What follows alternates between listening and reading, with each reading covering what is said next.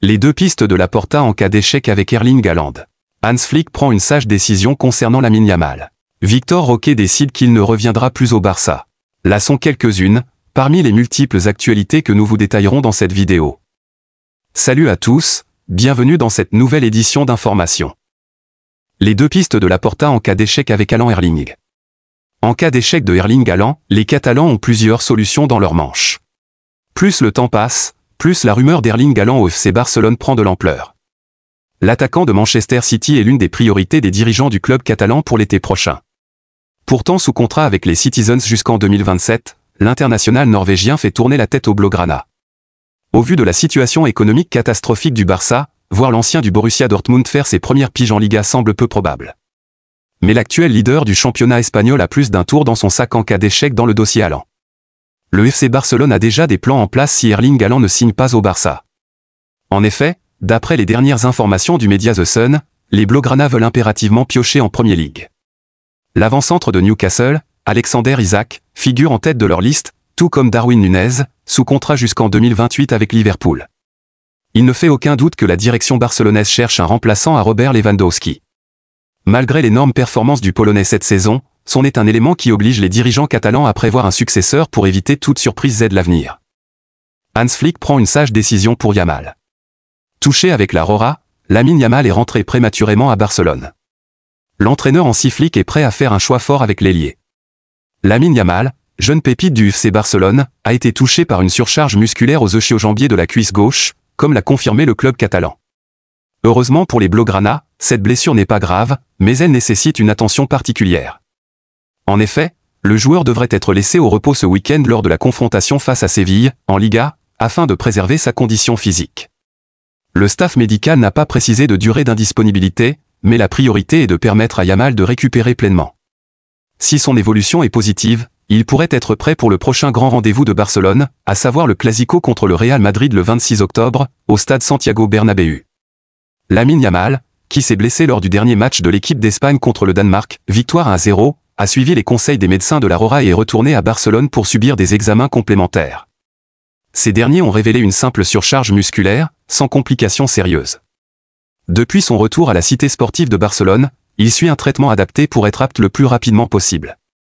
Il semble toutefois improbable qu'il prenne part à la rencontre de Ligue des Champions face au Bayern Munich, prévue le 23 octobre, afin de maximiser ses chances d'être à 100% pour le duel tant attendu contre le Real Madrid. Yamal, qui avait participé à tous les matchs du Barça cette saison jusqu'à présent, pourrait ainsi faire son retour dans les meilleures conditions pour ce choc crucial. Victor Roque a décidé de ne plus revenir au Barça. Victor Roque annonce qu'il ne veut plus revenir au FC Barcelone. Dans un entretien accordé à la presse andalouse, Victor Roque a réaffirmé son intention de rester au Betis. En assistant, impuissant, à la réussite du Real Madrid avec ses talents brésiliens, le FC Barcelone espérait avoir trouvé son oiseau rare en la personne de Victor Roque. Il faudra attendre avant de tirer des conclusions, mais ce dont on est à peu près sûr, c'est que l'aventure entre le Brésilien et le club catalan a démarré à reculons. Déclassé dans la hiérarchie d'Hansi Flick cet été, Roque a même vu son numéro 19 être réattribué à Lamine Yamal. Après 6 mois assez mitigés, l'attaquant de 19 ans a donc rejoint le Betis sous la forme d'un prêt. Ces dernières semaines déjà, le joueur avait fait des révélations sur ses premiers mois compliqués en Catalogne, vécus au rythme des pleurs et des angoisses après les entraînements. Dans un contexte andalou moins lourd, l'international brésilien, une sélection, retrouve aujourd'hui le sourire. Et si ses statistiques restent encore assez maigres, un but en 6 matchs de Liga, elles ne disent pas tout de son bien-être retrouvé. Je m'entraîne pour bien jouer et évidemment marquer des buts et aider l'équipe. Si l'on a des occasions et des opportunités, le but viendra d'une manière ou d'une autre, a-t-il confié dans un entretien accordé aux médias espagnols. Pour un joueur acheté plus de 35 millions d'euros, et appelé à devenir le nouveau goleador du Barça, se pose forcément la question de son avenir. Et de toute évidence, Roque souhaite qu'il s'écrive ailleurs qu'à Barcelone, je suis vraiment heureux. Ma famille, qui a traversé des moments difficiles, sourit aussi avec moi. Je n'ai pas souri pendant 6 ou 7 mois, à Barcelone, et j'ai vécu des situations compliquées, mais maintenant, c'est fini. Je suis là et heureux. C'est la chose la plus importante, a déclaré l'ancien attaquant de Paranaense, avant de poursuivre. Rester au Betis? La vérité, c'est que ça ne dépend pas de moi. Je veux jouer ici pour le Betis. J'aimerais beaucoup rester. J'en ai parlé à mes parents, la vie est belle ici et j'aimerais y jouer plus longtemps, a-t-il conclu. Reste aussi à savoir si ses performances convaincront le Betis de prolonger le prêt, voire plus. Pour rappel, Le club andalou dispose d'une clause lui permettant de lever l'année supplémentaire optionnelle, et s'est également réservé un droit d'achat. Les prochains mois devraient nous livrer quelques indices. Premier verdict pour la blessure de Lewandowski.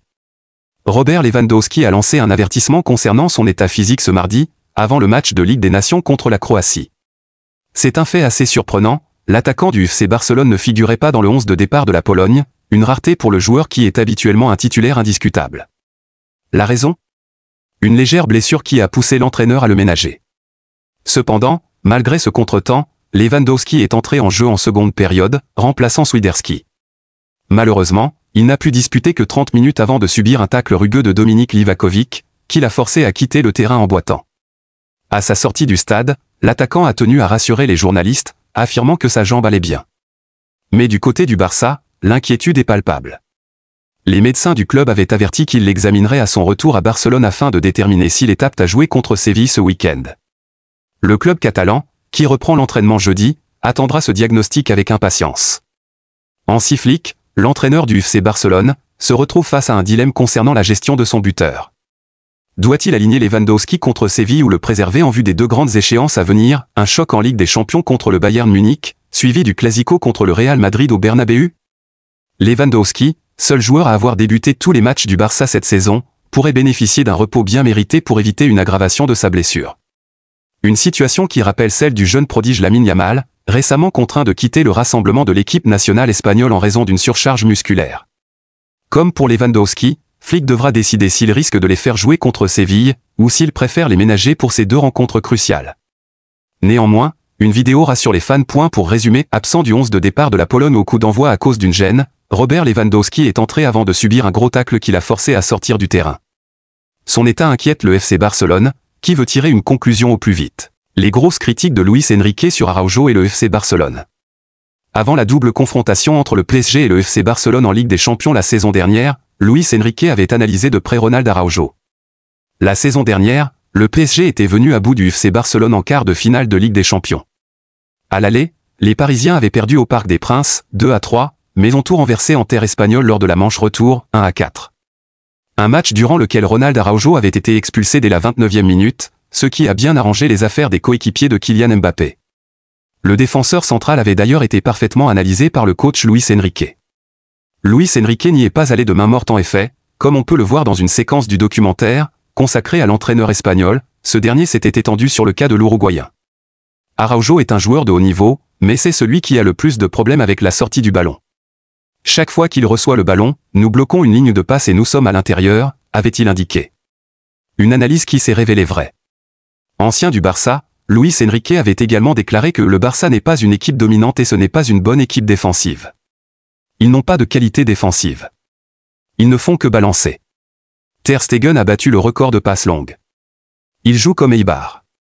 De multiples sorties qui feront sans doute plaisir aux Blaugrana.